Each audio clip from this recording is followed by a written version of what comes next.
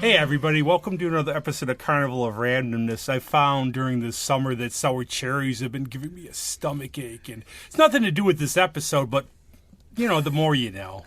So we have Patrick zoomed in for this. Hey! And we have the always limousine riding, jet flying, styling, profiling, kiss stealing, wheeling, dealing house drummer Greg. Hey! And we're very glad this week to have my friend Luke on. Howdy. You don't have to know his last name. It's, check Roman numerals for it. But you are the cow's friend over at the dairy by where we tape, aren't you? Ginger, yeah. Pittsford Farms. How did that happen? My sister used to go to Nazareth school, and somehow she fell into, it's kind of like me. Her life was very random. My life's very random. Thanks for the promo. We go for, I visit her at school, too. She's like, hey, you want to see my cow? And we go visit this cow, and she takes care of it, and I've never seen a cow before in my life, and then here I am. It's taking selfies with it, and the thing plays tag. You can tap it on the butt and run, and it'll chase you and it'll nudge you and then run away. And I'm like, dude, yeah, awesome. Man's best friend, dogs. I don't know, man. Maybe it's my dog would maybe do it's that to cows. me. If I pretended to ignore my dog, all of a sudden I feel like a tap on my hand. Yeah, but I adopted a cow from that Stony Brook Farms yogurt. So you could adopt a cow.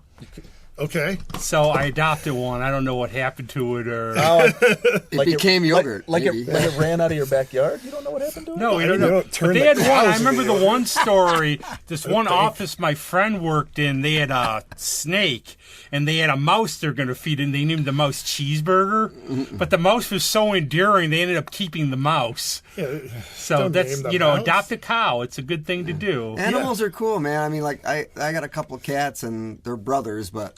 Like, my one cat, he rolls over, and he wants you to rub his stomach, which cats don't usually like you to do. So I rub his stomach with my foot, and then I walk away, and he reaches his paw out and grabs my pant leg or something, like, no more, when you connect, you connect. Now, one thing I know, we have like one common denominator between the three of us. I don't know about as much for you, Patrick. Luke and I worked at the Monty's Corner, and I know you play in a band, so you're exposed to bars. So we have many a bar story. I have been to Monty's Corner. Yeah, see? Mm-hmm. But I remember I did one fundraiser for a film with more of the theater people, and my friend said, you got to, the people coming here aren't really bar crowds, so I never really know if theater people, they had drinks over edibles with all you guys. The nice thing about Monty's is that anything goes, kind of. I mean, the more outrageous you are, the better it is. I mean, it's just like we had to deal with it, though. Yeah. I mean, look, there's some thoughts that come to mind from those days. I'm never a big fan of playing against big windows. I know, I always get a little weird about that. Oh, that's who we played in the bar there. Well, see, that's that was the part of that bar that was very strange. When you were locking up, all the people filtering out of other bars felt the need to bang on the door, or bang on the doors, bang on the windows, flip you off, whatever. Yeah, it was it's a little unnerving, and then you have to walk out and head that way to your car. Great bar, great crowd, and then once you locked up, there was always someone at 2:45 banging on the window, drunk, crying, "I need a beer." I would do the door, but what I would do is, like, on weekends, I would clean the bar afterwards and go over. So, but the thing was, like Luke said, you parked in that parking lot. You had to walk around the corner. And I would be looking because I knew there was this one homeless guy who shot blow darts at people. Oh my God! Are you serious? What? Do you remember that guy? No. He shot one at Will Taggart one time. Will it a duck? So I did have a run-in because I would park facing the building, and at one point a guy watched me walk out. We locked up. I forgot who my doorman was. We walked out. He went left. I went right. I went around the building. Next thing you know, there's a guy following me. I told him I didn't have any money. He knew I had money. He probably watched me count it. And then he stood behind my truck and said, you're going to have to hit me and kill me unless you give me money. That's the only way I'm going to leave. So I had to pretty much put my car in reverse, roll the window down a little bit. I threw a bunch of ones out the window. When he went to get it, I took off. I was like, from now on, my God, from now on, we're parking in a place where I cannot be boxed in. Yeah. It never came to mind that, like, holy cow. Yeah. He just up against the window, like titties on the glass. Just, here we go. You're not going anywhere, buddy. I said, I'm really not going anywhere. I'm stuck. Man, I had to be that guy. No, that guy was nasty. Or maybe not. You know? Now he's at the off ramp over by Seneca. Yeah, the I guy think. you're talking about sounds perfectly reasonable. I was just about to say, wait a second. That's That like guy a was normal nasty. guy. I don't know if Oh, that'd yeah, be. no, that I think it was I don't me. know if that's not a blow dart kind of guy. That's just that's a hustler. Yeah. But That's a then the hustler. ones like so many people, ID.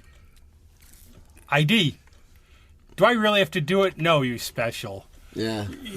And it would just always be the same. Or I'd get like Or you could leave. or the fit would be, I don't have it with me. Oh, and I parked so far away, the car would be across the street. Yeah. Or the best is, but I know the owner. So do I. I work Yeah, here. the owner so I would be don't- talking by me. Yeah, I don't really know. Yeah, I don't really know why we should let you in. I've because you know always the owner. found, though, that no matter what you do, I've had a friend who actually did service in Iraq, and he said, I still never learned more about people than working in a bar. Yeah, you end up being their therapist. I actually would have guys when I worked at Bar and Exchange. They would sit there, and if it was around 3:30, 4 o'clock, they would get a phone call, and we'd be chatting it up, and then all of a sudden get a phone call. Hold on a second. Oh, hey, honey. Yeah, I'm just here with my therapist. And I'm like, me?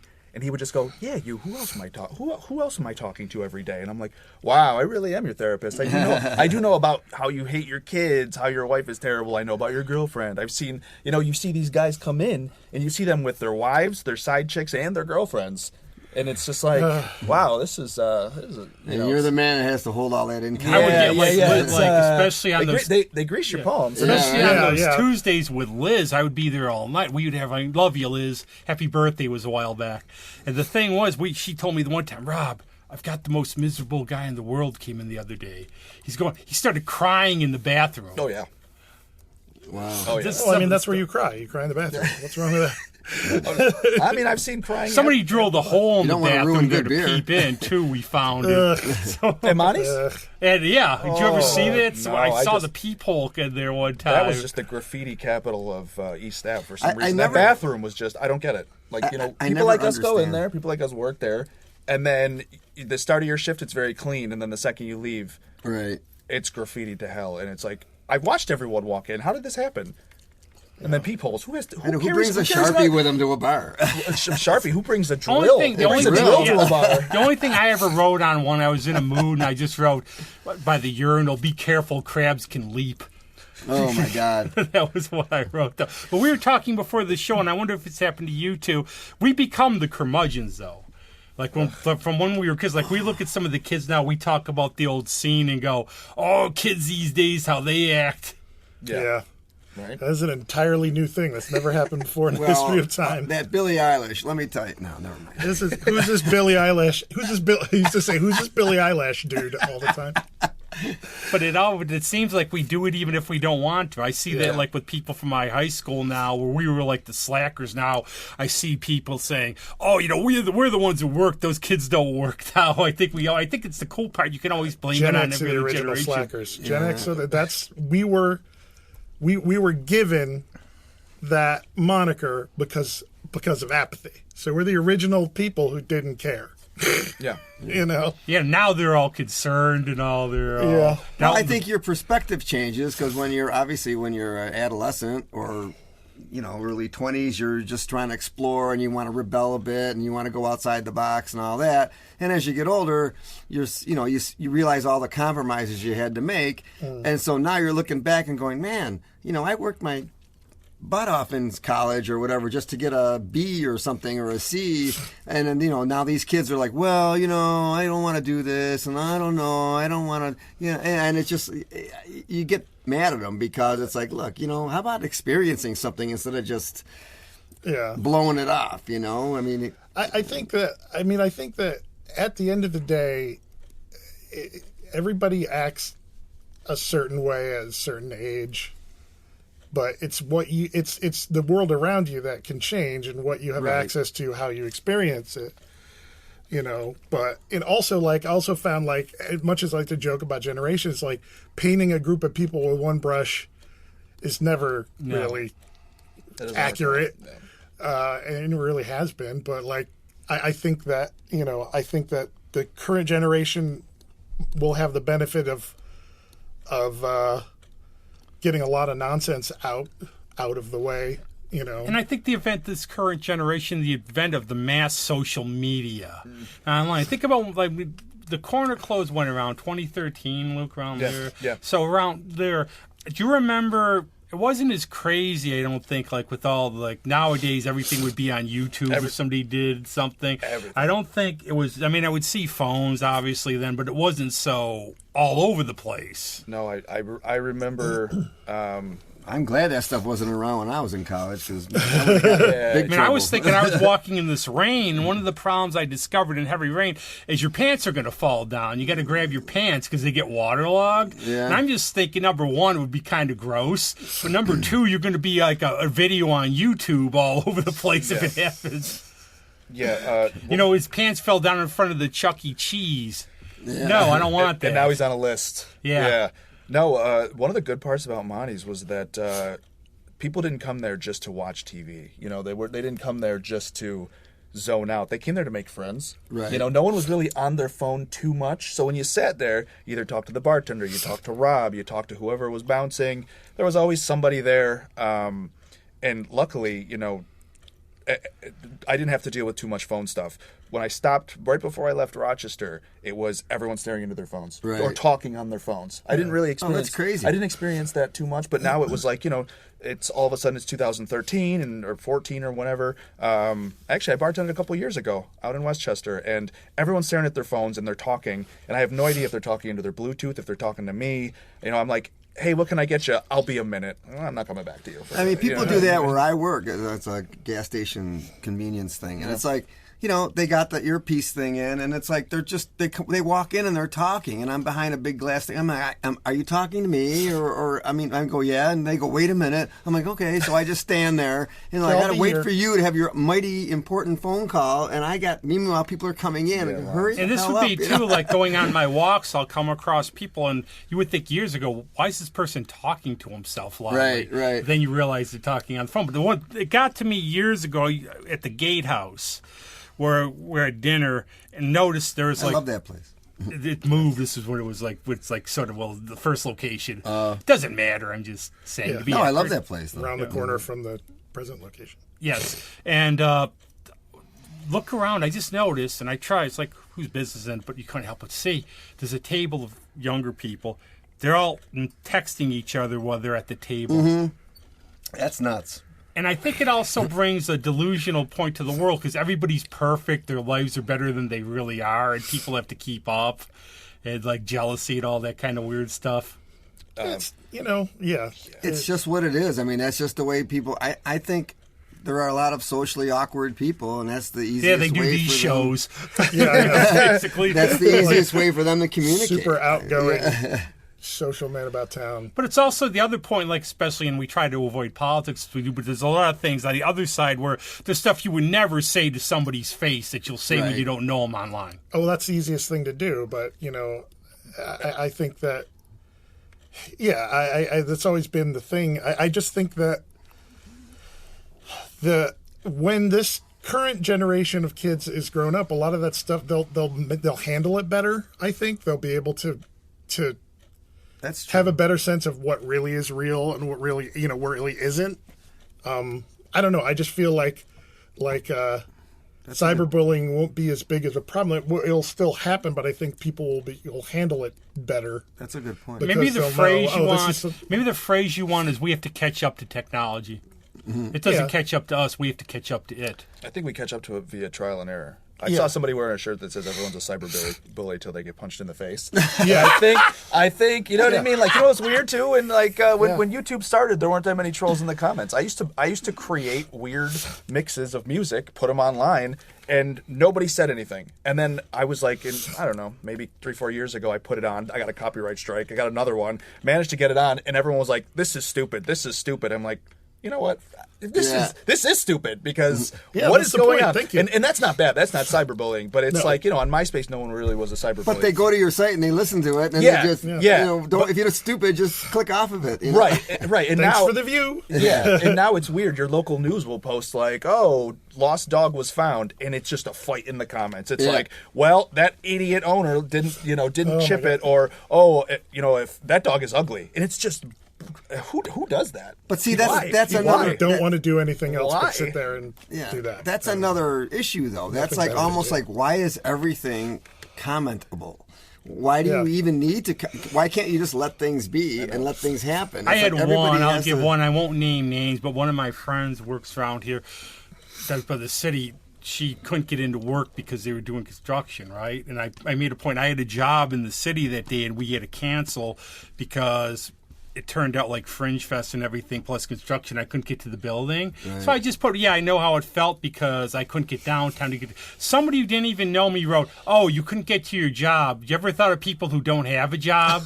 Yeah, I know. And I'm, what the heck? You don't, I just try to take the high road and ignore, but you don't know me. You're criticizing me because I can't get to work. Did I say anything about people who don't have jobs? Did I say something mean about the homeless? Well, Did I step on your dog? Some people see indignation and unrighteous stuff in everything. And that stuff makes me crazy. It makes me nuts.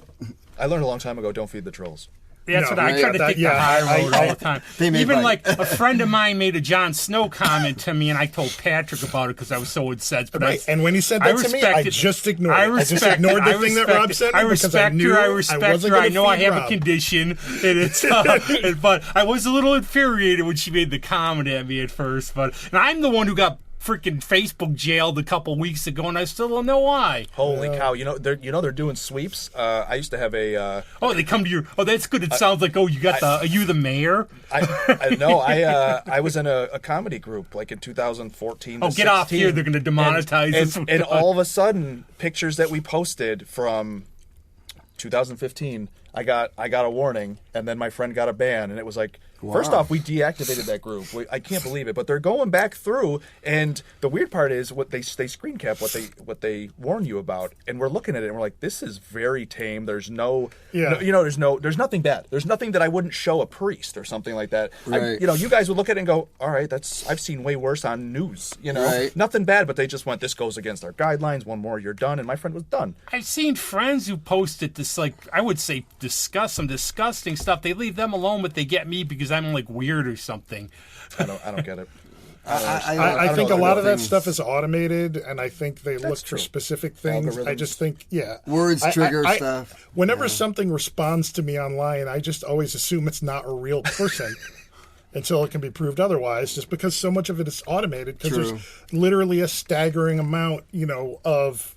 The bots, content bots on Instagram and Twitter. Like I remember once at my old job at Chase. Couldn't hire enough people to do that. Yeah, go on. Sorry, I'm sorry. No, go on. The job I had, I was responding to my girlfriend about something, and I used the word shit, just like, oh, we got to do all that shit or something, and it flagged the company thing, and it was like, okay, you sent an inappropriate email and blah blah blah. You use this language, and I got called out on it and blah blah blah. It didn't escalate, but it was like, but like that goes like with what you're saying, Patrick. Yeah. It's like there's just things that are just set up, and it sparks it, and there it is, and explain so you this use one. One of my words friends. They flagged her because she said, "Oh, my family's a bunch of potatoes." She just uses a joke comment, right? Yeah. Nothing. They said she was promoting suicidal thoughts.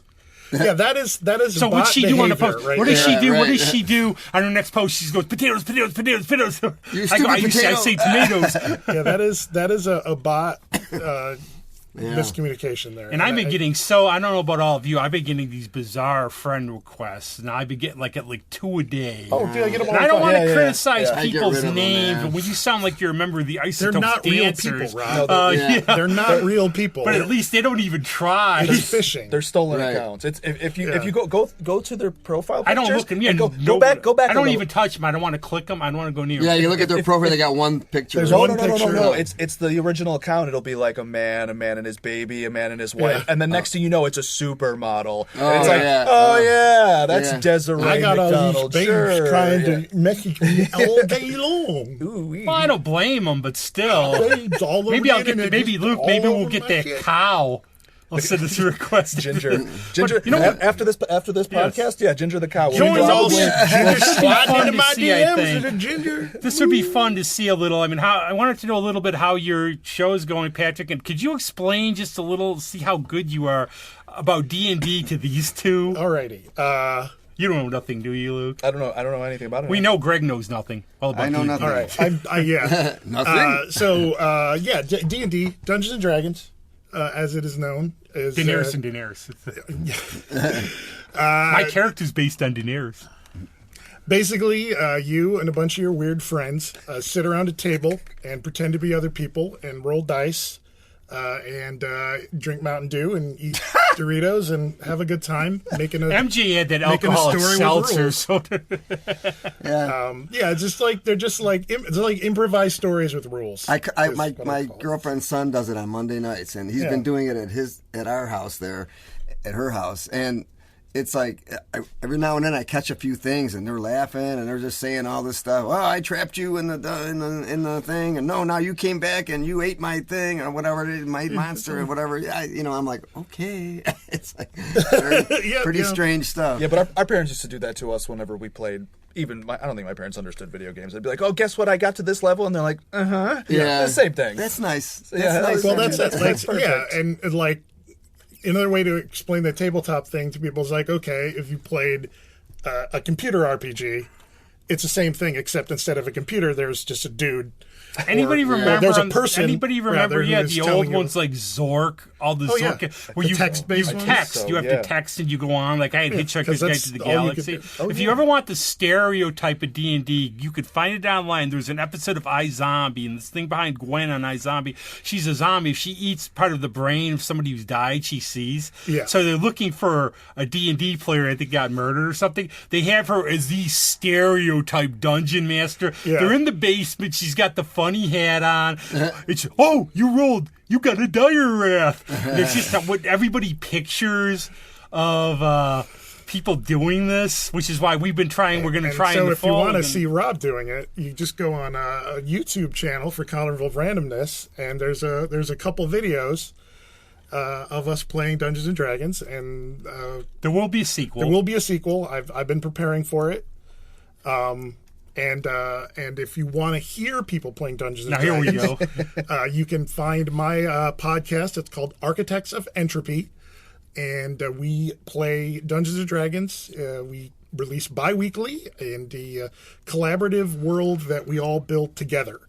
We are. If you get on now, the first 24 episodes are kind of a complete arc. So if you start at episode 1, go to episode 24. There's a complete arc of a story there, and we're getting ready to do the second one. Architects of Entropy, and that's I'm gonna make a weird analogy here. And now one of my guilty pleasures, I'll be watching it tonight, is Mountain Monsters. It's about all these hillbillies that go out looking for all these legendary creatures. Crypto. And the thing is, it's a work. I mean, come on. If you watch the show, it's a work, but they play it straight. But the thing for me is, I think it's my inner, kid, exploring the canal where I go, you know what? I would love to do that. Have all of us do it. Finding a cave. Finding a guy in a goofy... And it just looks like... And, if they know what they're doing, they know this stuff is... It's show. We should do a ghost hunt, too. Yeah, we should do that. We've had Tej and people, they've done them, but it just looks so fun. And I think part of that's being in a story and telling a story and being able to pretend to be another person. Yeah. And I think a lot of it's the story aspect too, where you think of you go to the story, you're telling a story, you're in the story. Remember the old books they had where you would read the story, and now you had to say okay, you're in a cave, it's night, you stay or go, whatever you do, choose your own adventure. You go, yeah. There's tons of different ones. Those choose your own adventure. There's all different kinds. That D&D had Endless Quest. They had one that was just based on the D&D stuff, and there was one of the best ones for kids from the late 80s, early 90s.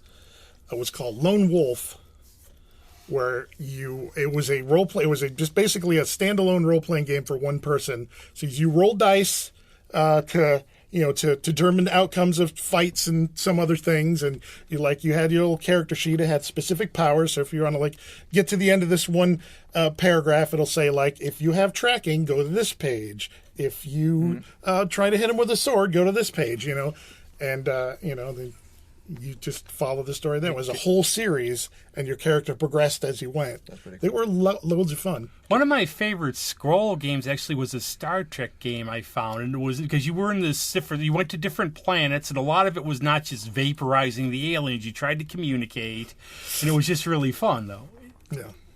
to piggyback on the ghost and the monster stuff that you were just talking about 2 minutes ago, I've waited my entire life to wake up in the morning and see something about, like, we've made contact, a UFO crashed, whatever. How crazy is it that it's 2020 and 2021 and the government is releasing videos and saying, like, hey, we acknowledge there's things we don't understand, and it's not even a blip on our radar. We're just like, coronavirus, and people are crazy in school. The last 4 years. Yeah, I've been waiting this entire time, and now I'm just like, man, I don't know. I'm a little angry. I'm a little bitter. I'm going to go to you in a minute, Patrick, but the one thing I was going to say, and I want to say this. I warned you all! But the thing, when you see unidentified flying object, that does not mean they're from outer space. That's the thing. That's just, it's unidentified flying object. There used to be these things years ago that floated around, like they were like for car dealerships. They were like balloons or something. Yeah. But if you saw them, and I used to I was a UFO watcher when I was a kid. I was into all that stuff, especially summer nights. I'd be outside, and you look, and if you saw this thing, you didn't know what it was. You would swear you saw a UFO. Yeah. So there's a lot of stuff that you can find out about that on for everyone on every end of the spectrum, from the believers to the skeptics. I have to say that I'm definitely fall closer to the skeptic camp. That I know I try not to bum anybody out with my skepticism, because I don't really know anything either. I'm like, I could be wrong, but the whole, like, you know, when you all a UFO is a thing in the sky, and the person who looked at it didn't know what it was. Right. And so they're just like, well, the government just said there's aliens, and I'm like, no, they didn't. I want there to be spacemen so bad. I think that they're jets that are flying around that have tracking cameras on them to track targets, have caught things that these systems don't recognize, because they're not like. But the thing is, these systems aren't cameras to catch, aerial phenomena. They're cameras to, once you have another plane in your vector, it locks a target on it. So it's there's lots of stuff, and there's people who say there's lots of internal stuff that it can be. There's a glare off of certain objects or certain things in the air, and the other thing is to quell the whole UFO thing, they reclassified them as UAPs, which is unexplained aerial phenomenon, because to distance themselves from the UFO community. But it's also another thing, a lot of this stuff is stuff that got declassified anyway. And it's stuff to just put out just because, fine, you want it, here it is. Right. Good luck. Alan Steele has become one of my favorite sci-fi authors, and he tries to do it as legit as he can, like for space travel. He said we'd be multi-generational. And I tried to think about, okay, so say there was a civilization, something out there, how long would it be away? What would their technology be? Isaac Asimov's written about this a lot. He said the percentage would be very small, because maybe there's life out there. Maybe they can't get to us. And here's the question. Would you want them to get to us? Because would they be friendly or use us for food, or be, what would they be like? Would we understand anything about them? Would they be life that would even be recognizable to us? Like, it could be something that we can't fathom what it looks like. There could be stuff here we just can't see it because it's on a different visual frequency. It has different dimension. Yeah, but that's the thing. And the universe is so incredibly, it's bigger than you could possibly imagine. And the distance between one thing and another thing can be so vast that we could be the only life like this that, just like, who knows? I definitely think that in all of the universe that there has to be life somewhere of some kind, but it doesn't, life, it's the peak of human hubris to assume that all other life would be like us, would have two arms and two legs, and fly around and have the same motivations, and just don't care, to say, oh yeah, they don't. It could be silicon-based art. Turn over any rock and there's life, but it's not anything. It's exactly any life we find on planets within our solar system is microbial, or just something that they're looking for evidence that there was something similar at one point more than anything, but. I circled back, and you're correct. I think that maybe the disappointment in me and everyone else, and we're not really focusing on it, is because all they're saying is, we acknowledge those things, we have no idea. You're right. Yeah. And they're not saying like, oh man, there's these guys with giant heads, or we made contact. Maybe I just want it to happen so bad. I do too. I mean, it would be like the thing, like, suppose, like, for example, for comedy. It's like I like the idea, like, suppose they landed in your backyard and they said, can you help us get out of here, but please don't tell anybody. So you knew, but you couldn't tell anybody. That would be kind of cool. They give you like they said, well, can we take some bologna back with us? We like smoked meats. And I have nothing personally against people who believe. We've had people on here and talked to people who are believers. And like I said, some stuff I hope they don't believe, if you know what I'm talking about. Well, but that's a whole different thing. But like, I don't know, it's just like, and my the thing is, look, if you're into something and it's not hurting yourself or anybody else, then go for it. Go for it. I always go by the Neil Gaiman how to pick up girls at parties thing. That's how the aliens are. That's mine. But now you've done some humor podcasts, unlike this one where it's serious. Nothing's very funny. But how's yours? How does it go? Like in weird. Terms of how have you been doing on those? What did they like? Like you said, you pick stuff to like stories. Maybe we could do a couple of those even. It's been a while, but I mean, between everybody just going back and forth and talking about the happenings in the comedy world and stuff like that, they pretty much just do a believe it or not section where I was telling Rob, they Google, kill some 15 minutes at the end of the podcast. They go on Google and they look up craziest headlines from the last week or month or whatever, and then they go around the room and they just find absolute bonkers shit. And I haven't done this in a couple of years, so the stories have only gotten nuttier. So I can only imagine. Back then it was like, that one definitely sounds like it's fake, but now it's like you would never be able to tell. No, there's whole podcasts that are on that. It's amazing. Yeah, I mean, Dumb People Town. It's usually just I've done a couple. I've done a couple open mics, which is terrifying because it's you with a bunch of other people trying to do comedy, and you're up there and. Part of you is like, are these people not going to laugh because they want to be the funniest person in the room? Right. Or are they not going to laugh because you're actually not funny? And then you stutter, and then you forget your jokes, and then it's like, why am I doing this? It's crazy. It's I've got the jokes. Like, if someone wants to go up and help me hone my jokes, I actually have comedian friends back in Westchester that I bounce stuff off of them, and they say I'm hilarious. But when I go up on stage, I'm not hilarious. I stutter. I'll give you one example. Terrible. My roommate. Maybe you should be a writer. We may be. That's why I say I write. I do these but Susie one time said, "Well, why don't you go up between acts?" And I said, "I'm just going to freeze." Yeah. And we did one where my roommates in Alexandria, and my friend Bob might be doing a Zoom with us. He's a writer, very talented guy. And what we did was we tried to film it. It sucked. It just totally sucked. As soon as we turned the camera off, we were laughing our heads off because we were so funny. But if we turned the camera back on, cameras mess me up too. Like if I tell people, like, if I'm doing a show, and it's being taped, the night they tape it is the night that I fuck up everything. Mm-hmm. The night that I drop a line, since I go on stage, it's just like I don't want to know it's there because subconsciously, I think this happens because I don't even really care because 9% of the time, I'll say 99% of the time when somebody videotapes a play, no one will ever watch it. Well, it's the same thing with bands, too. It's like you could watch the Beatles self-destruct on Let It Be. Miles away. But I think Aerosmith did it where what Tyler did was they recorded it without telling anybody because as soon as you say you're on, you're going to be doing. That's why I just say we don't record these. We just talk and we'll do them later. They still come out iffy.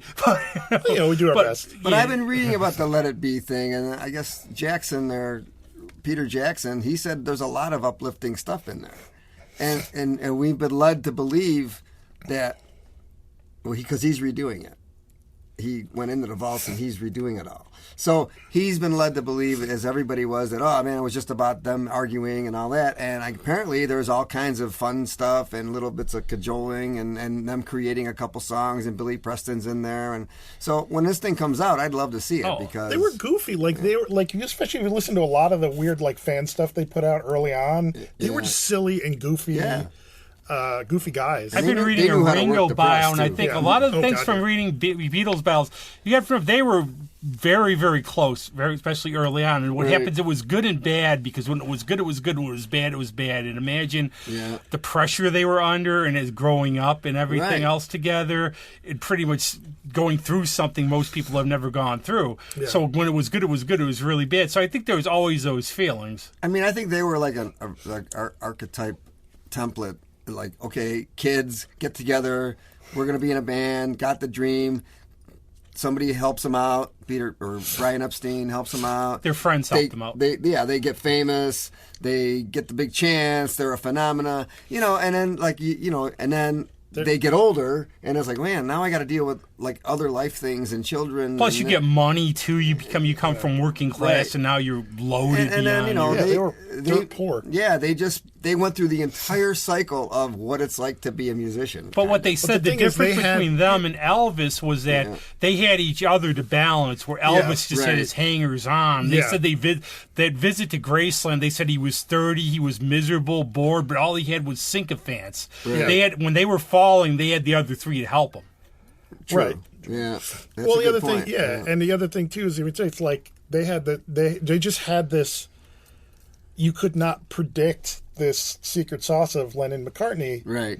And how just like how they worked, how they could just sit there and rattle off classics in an afternoon. I know it. Yep.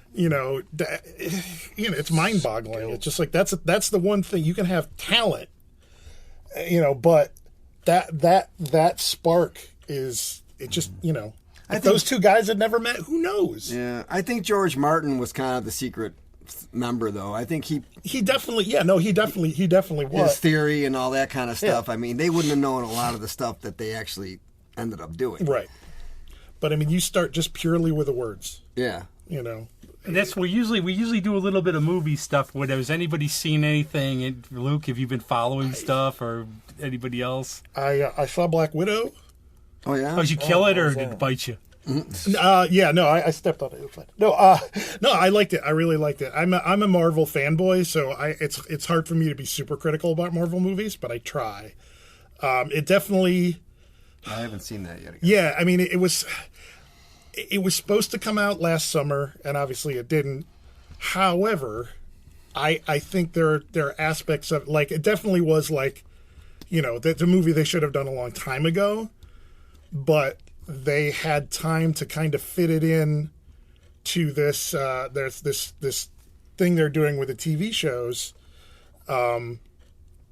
There's a bit in there that I don't want to give anything away, but there was a bit in there that featured someone who was only in one of the TV shows, and it was supposed to be the first appearance of that character.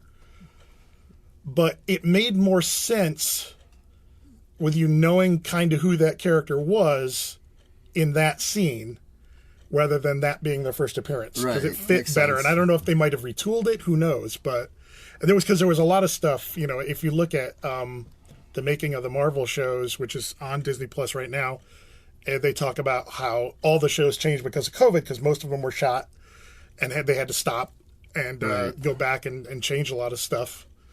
But I think a lot of cool story stuff happened just in shows in general, because they had to go back and do it a different way. I like the Loki show. I've been watching that. Oh yeah, I actually got around. I got around to watching Doctor Sleep, and a little different from the book. Yeah. I fell in love with Rebecca Ferguson's character, Rosie the Hat, because she looks like an evil, demonic Stevie Nicks, so I can't really comment on the quality of the movie. Check it out for yourself. Horrible character, though. Horrible. Oh, she's misunderstood like Daenerys. Just completely misunderstood. They did horrible things to people. I mean, drain we all have our brains. flaws and everything. It's just like he became like a Daenerys to me. It's like I know how you're going to die. They changed the story a little. Now I watched The Irishman, and I've gotten like some controversial stuff with some friends, but in tone, I thought it was a Shakespearean story. Now you can go on about Sheeran. I'm not a big Jimmy Hoffa conspiracy person. I'm sure he got whacked. I don't know how. I don't know if Sheeran's veracity. Something happened to him.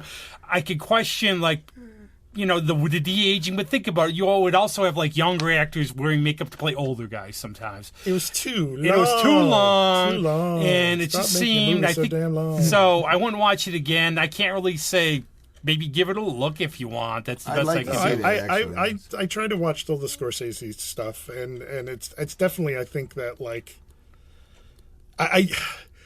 he tries to get away from the kind of gangster mobster movies. But they bring him back, yeah. But they always bring him back. But that's what I thought. I pictured Michael Corleone as Hoffa with Pacino. Yeah.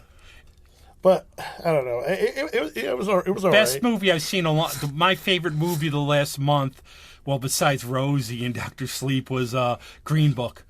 Yeah. Which I thought was fantastic. You were on the cusp of movies that came out 2 years ago. That's me. That's me. I never go. With COVID, who went to theaters? Yeah, that's one thing we're sort of wrapping up a little as always, which is we could do these for 4 hours. But what were your thoughts on COVID, Luke?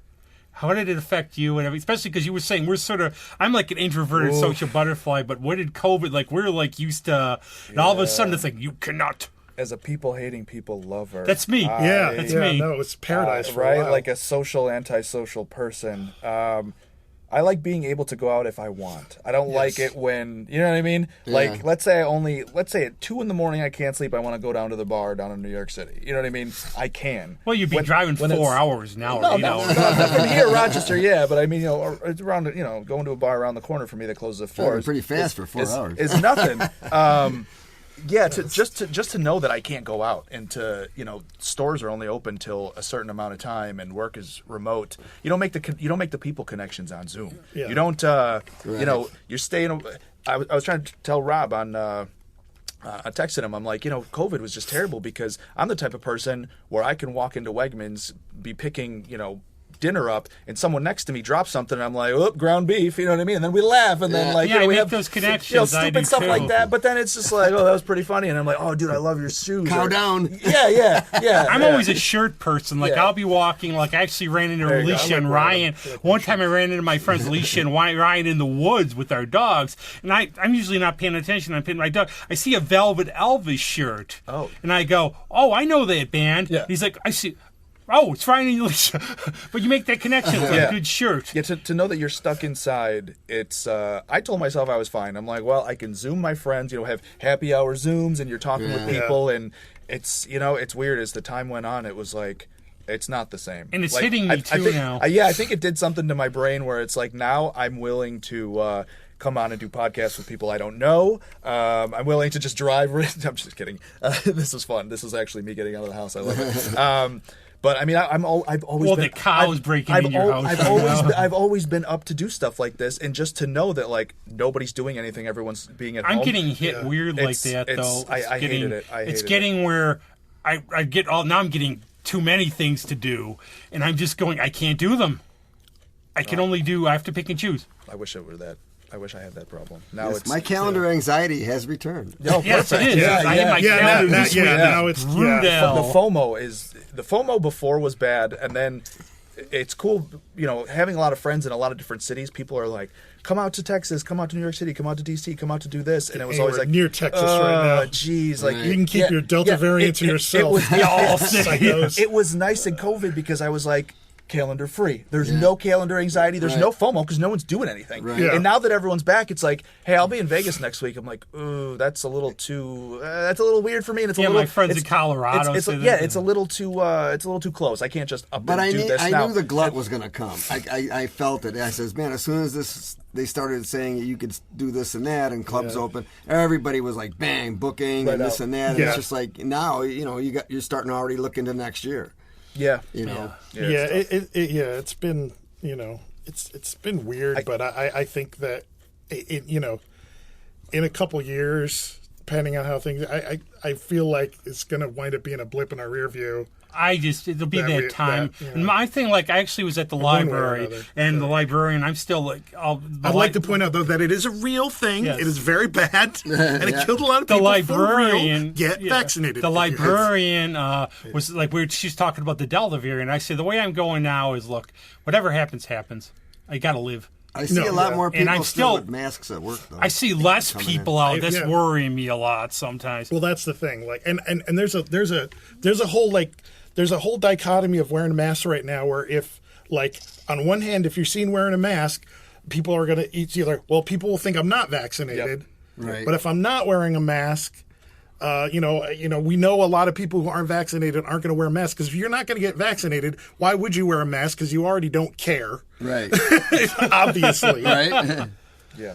With certain, and obviously there are certain circumstances, it's a weird time. Yeah, but yeah, I mean, I do have one friend who's got really bad. Like I would do some shopping for her because she's got really bad. Yeah, but people who have compromised immune systems should be wearing those. Yeah, and they're saying, like, a lot of people are saying now, they're just like, when it's cold and flu season, put on a mask. You'd be surprised because one of the side effects of all the mask wearing is like colds and flus were like record low during this because people were taking care of their respiration. So it's just like I think that I'm hoping that after this, you see when people are concerned about catching colds or even if they feel like they're contagious, they put on a mask and wear a mask because now what's the big deal? Yeah, and I always have the thing, like, if you don't feel good, please don't come down here. Yeah, or just don't. Don't. But if you have to, put on a mask. Yeah, but what we can always do, will you come back sometime, Luke? Here? Yeah. Absolutely. Damn. Another one. We get another one for the fans. Fill in this room. I don't want to put you pressure on you. Said, did you, like, end this little with, you know any jokes? Don't do that. Can you say something funny? Say something funny, man. No. Start with this guy walks into a bar. That'd be me. He knows all musicians, not as many comedians. Okay.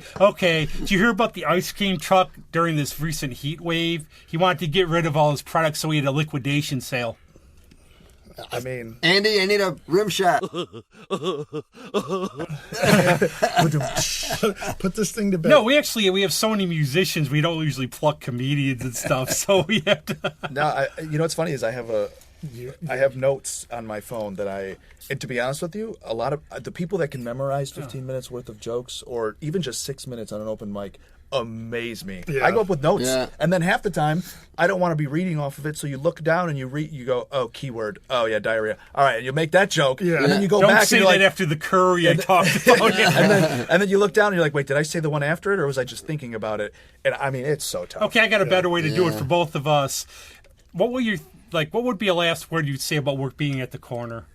It's like, for me, it was I made some friends I still know. It was like family. I'm still really happy. There's a lot of stuff I learned I didn't like about the bar crowd, but I learned about life. I've got a bunch of wild stories we could tell for 3 hours, and I've got some friends who I'll always have. I miss it. It was like family. I mean, we still keep in touch. It's nice to see any of my doormen, any of my other, Liz and Katie, I see them on Facebook and stuff, and I'm like, oh. We have a movie I night, but which we haven't been able to due to COVID. Yeah. And I've been banned from picking the movies, but otherwise, we have a movie night. No one wants to see Attack of the Killer Clowns or Tomatoes or anything like that 20 times in a row. That's why. Okay, everybody. Well, everybody. I can't see, but Rob had the most hurt look on his face I've ever seen. It's been fun. I just get but cool, and we will end this. We have stuff coming up, all of us, but we'll be talking about that later. But now Luke insulted one of my friends a little bit, saying, "Why do you have a Britney Spears CD with you?" This is my friend Alyssa Trahan. We talked recently. She will be back. She will be back. You look like Britney Spears to Luke. Well, you're carrying it around. I can't tell. Oh. It's it's the color of the cover and the way she's posed. And if you're not really looking at it, it looks like, remember that first cover where she's kind of off to the side? And but she's touring again. It's a very 99 Britney Spears vibe. I'm sorry. I didn't look directly at it. But she's touring again. Here, take a look. I just want to see it. And she's touring again. She hopefully will be back on the show. Absolutely what she was going for. She'll be back on the show. We will ask her that. Alyssa, I love it. I'm not saying I don't love it. It's awesome. I don't love it. It's awesome in the best way. That show hit number 2. Let me see the inside picture. Crushing it. Yeah. And she is great. Yes, from East Rochester. She's in Nashville heard a lot now. of her stuff. She is fantastic. So she'll be on the show hopefully in August or October. Look for her. She's touring all over the place, and she's finally coming back. That looks like a weird thing to sit on. And we'll ask her that question, Greg. We'll make sure you're on here. Put her on a pedestal. Now, we'll do the big thing. We'll play something when she comes on. This is her new thing, Baby Blues and Stilettos. But since she's got... Somebody pick a random number from 1 to 13. Anybody. 6. There you go. Oh, you fine. Pick it. You're 6. I never even heard it. Okay, we're going to play Tilt-a-Whirl. So everybody's going to vomit because I puked on that ride almost. And the worst was that when you went around that, because if you puked, it might hit you in the face. It would come back around and hit but you. Anyways, she's got to be loving all of these comments. Alyssa, we love you. It'll be good to Physics see you. Is not your I will friend. see you in August. So from Alyssa Trahan, Baby Blues and Stilettos, we have Tilt-a-Whirl. And thanks, Luke. Thanks, you guys. See ya.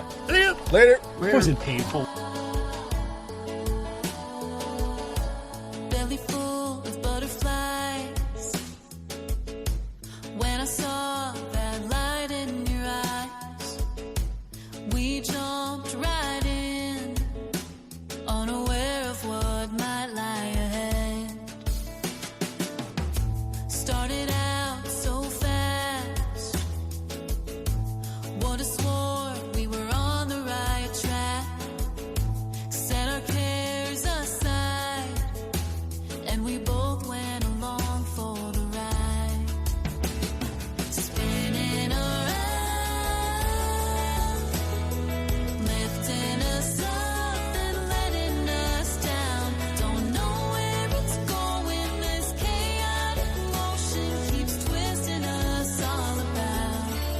like a tilt-a-whirl.